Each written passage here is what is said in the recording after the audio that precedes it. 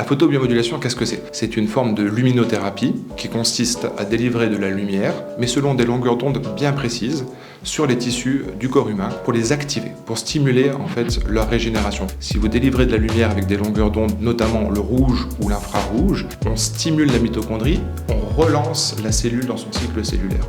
L'idée, c'était de soulager les brûlures cutanées, les dermites. Donc, évidemment, moi, avec ma casquette de radio-oncologue, j'aimerais proposer ces traitements de photobio à tous les patients qui souffrent en fait d'effets secondaires de traitements oncologiques, rougeur cutanée, inflammation des muqueuses, perte des cheveux, mais également, on peut élargir les indications de cette photobiomodulation, notamment chez les gens qui ont des problèmes cutanés, des problèmes de type eczéma, urticaire ou même l'acné juvénile. Au PBM Center à Montreux, on a fait le choix d'avoir finalement toute une panoplie de dispositifs.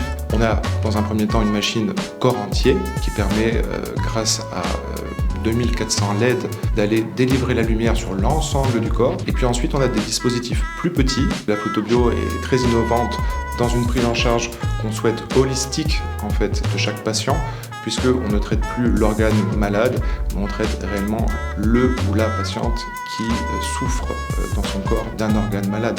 La photobio n'est pas une solution miracle, et en effet, elle vient en fait accélérer en fait la résolution de ces symptômes. C'est un médecin danois qui avait découvert en 1903 que la lumière artificielle pouvait avoir des bénéfices sur le lupus vulgaris, qui est une sorte de tuberculose cutanée.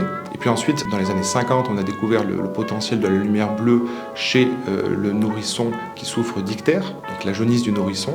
Et puis ensuite, dans les années 80-90, la NASA a injecté énormément d'argent pour faire des études, puisqu'ils ont constaté que la lumière qu'ils transportaient dans les vaisseaux spatiaux pour nourrir les végétaux, avait un pouvoir cicatrisant chez les astronautes, qui cicatrisent très mal en altitude en raison de l'absence de gravité.